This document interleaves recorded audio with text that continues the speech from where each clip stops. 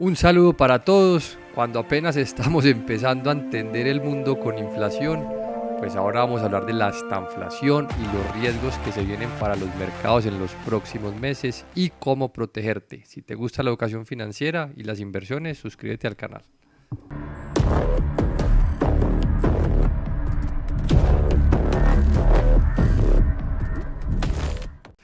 Un saludo para todos. ¿Qué más ha habido?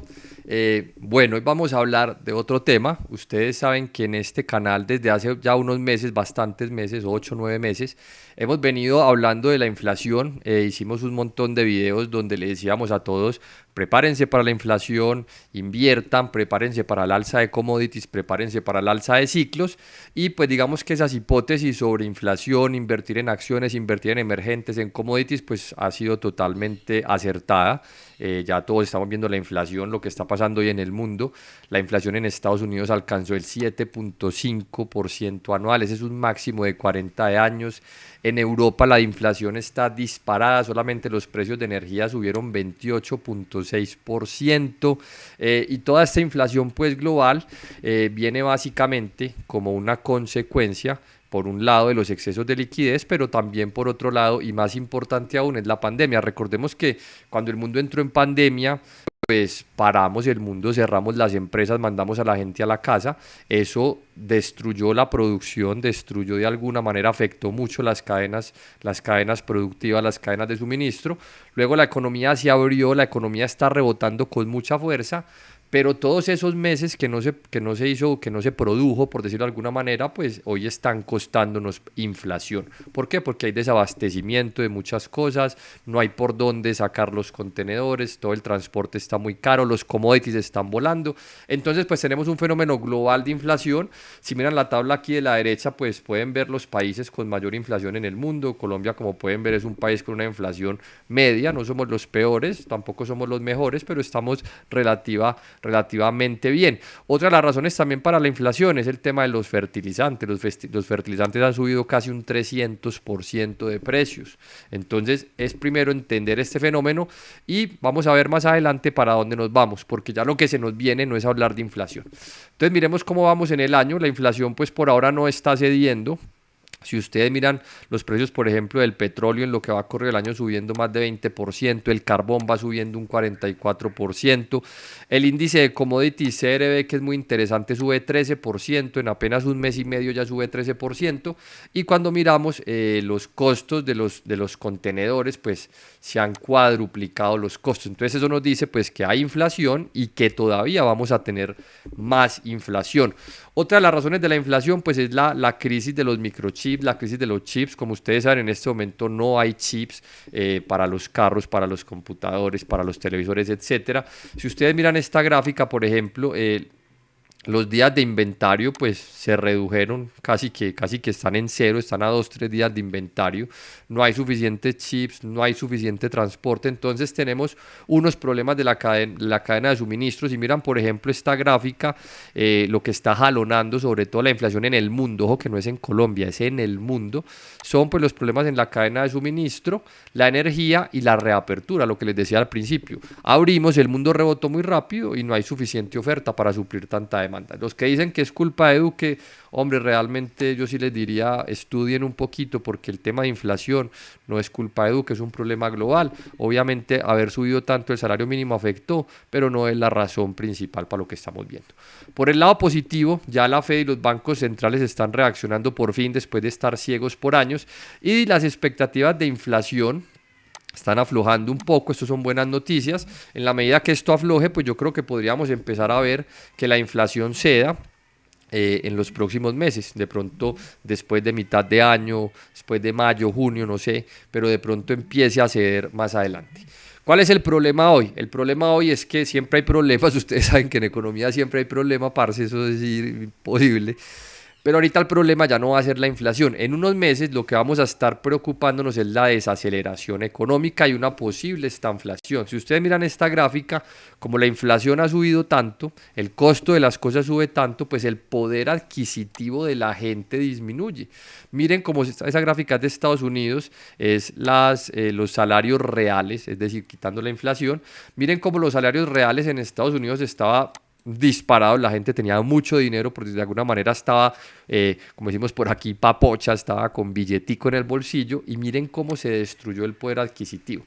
Como la inflación subió tanto, pues ya los salarios reales están negativos, y pues eso también es un fenómeno global y es lo que causa la inflación. Entonces el problema aquí empieza a radicar en que para combatir estos problemas de inflación empiezan a subir tasas los bancos centrales, empiezan a subir, por ejemplo, las tasas de las hipotecas. Las tasas de hipoteca ya se están acercando al 4%, en Estados Unidos se están disparando. Esto puede afectar la propiedad raíz, que ustedes saben que la vivienda en Estados Unidos está muy costosa. Me atrevería a decir que hay una tremenda burbuja en todo el sector inmobiliario en Estados Unidos y en muchas partes del mundo.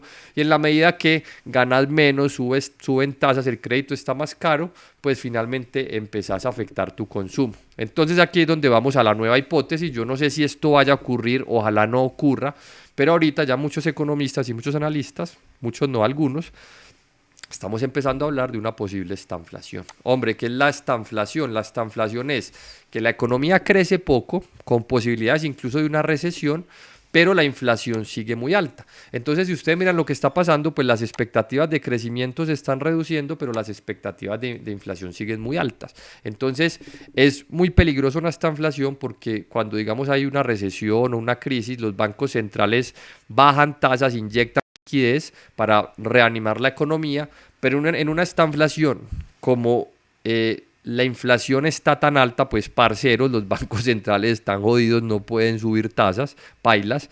Entonces entramos en un escenario económico con una economía resentida, donde los bancos centrales no pueden hacer nada porque están atrapados por la gran inflación. Entonces ese escenario pues es bastante peligroso, es probable, no sabemos si se va a dar, pero es el escenario del que estamos hablando hoy.